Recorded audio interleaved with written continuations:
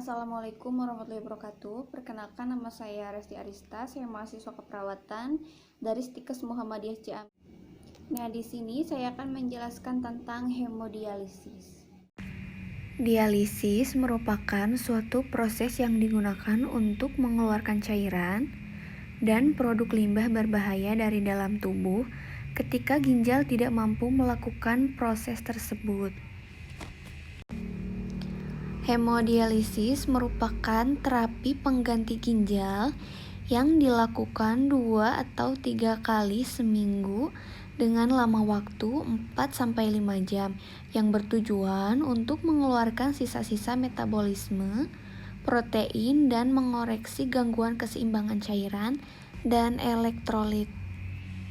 Ada 2 jenis dialisis, yaitu hemodialisis, cuci darah yang menggunakan ginjal buatan, di mana darah dikeluarkan dari tubuh penderita dan beredar dalam sebuah mesin di luar tubuh yang disebut dialyzer. Nah, yang kedua, dialisis peritoneal, cuci darah yang dibantu dengan membran peritoneal di perut untuk menyaring darah. Nah, di sini terdapat klasifikasi gagal ginjal. Yang pertama, resiko meningkat. Fungsi ginjalnya normal, nilai LFG-nya lebih dari 90, ada faktor resiko. Yang selanjutnya, stadium 1, normal atau meningkat dengan nilai LFG-nya lebih dari 90, ada kerusakan ginjal. Stadium 2, penurunan ringan, nilainya 60-89. Stadium 3, penurunan sedang, nilainya 30-59. Stadium 4, penurunan berat, nilainya 15-29. Nah, stadium 5, gagal ginjal kurang dari 15.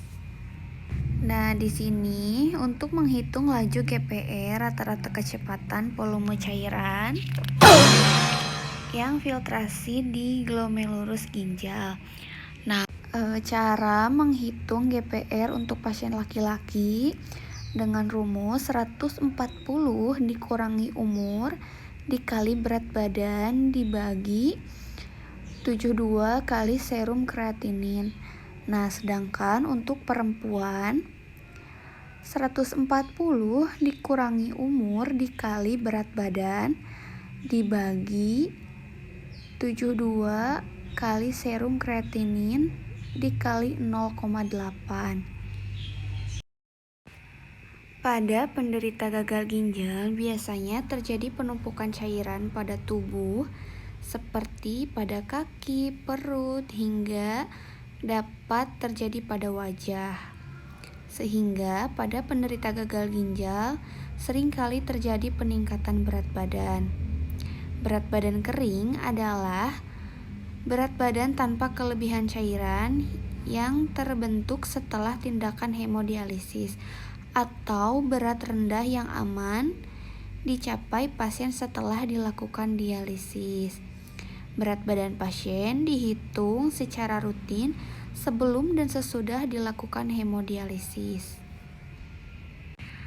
Nah, cara penghitungannya, berat badan setelah dilakukan tindakan dikurangi berat badan sebelum dilakukan tindakan dibagi berat badan setelah dilakukan tindakan dikali 100%. Nah, contohnya seperti ini. Nah, cara penghitungannya, berat badan sebelum dilakukan tindakan dikurangi berat badan setelah dilakukan tindakan dibagi berat badan setelah dilakukan tindakan dikali 100%. Kenapa fungsi HB harus dicek pada pasien hemodialisa? Bila HB rendah menunjukkan HB di bawah normal atau di bawah nilai 12, maka hal ini disebut juga dengan anemia. Sedangkan anemia tersebut merupakan salah satu efek samping dari hemodialisa. Oleh karena itu, bila efek samping hemodialisa adalah anemia, maka bila pasien anemia menjalani prosedur hemodialisa, maka anemia akan semakin berat dan beresiko terhadap sistem sirkulasi oksigen serta beresiko terhadap keselamatan pasien. Nah, ketika darah dimasukkan ke hemodialisa, apakah perlu pengencer? Ya, perlu pengencer, yaitu larutan diasilat. Dialisat adalah cairan yang digunakan untuk menarik limbah tubuh dari darah. Nah, di sini diagnosa yang pertama adalah perubahan nutrisi kurang dari kebutuhan berhubungan dengan anoreksia, mual dan muntah. Pembatasan diet dan perubahan membran mukosa mulut. Intervensinya awal konsumsi makanan atau cairan dan hitung masukan kalori per hari. Rasionalnya menghitung kekurangan nutrisi atau kebutuhan terapi.